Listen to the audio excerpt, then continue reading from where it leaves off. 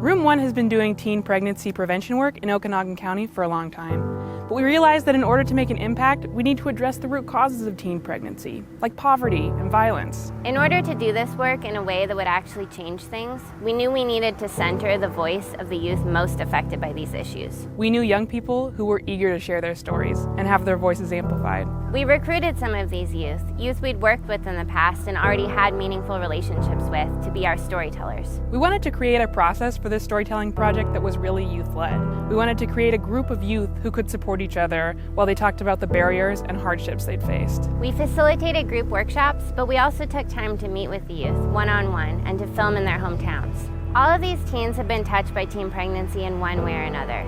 We know that teen pregnancy doesn't happen in a vacuum, and the stories that these teens wanted to tell were complex.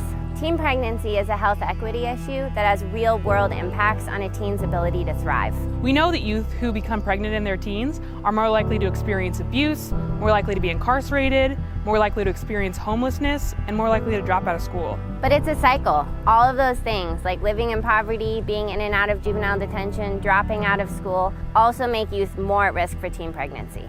These issues are all interrelated, intersecting, and often woven together in one youth story. So we want these stories to reflect that.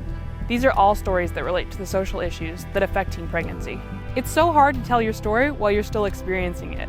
It's so much easier to look back on a time in your life that's already passed. These youth have spent months working on their stories, reflecting and sharing their realities. We shared in their laughter and tears. It can be vulnerable to share personal stories. It requires a lot of bravery. I'm telling this story because I care about my peers and I want them to feel safe. I'm telling my story because there will be struggles along the way, but it really shows how strong and powerful you can be. I'm telling my story because I believe that despite our traumas and circumstances, a positive outlook can change the lives of people on and off the reservation. I'm telling this story because I want people to know what it is like growing up in Okanogan County and the juvenile system there. I'm telling this story because I want people to know that I'm not the only one that has grown up like this. I am telling my story to be the voice for so many of those who can't tell theirs. What each of these youth wanted was for their stories to make a change.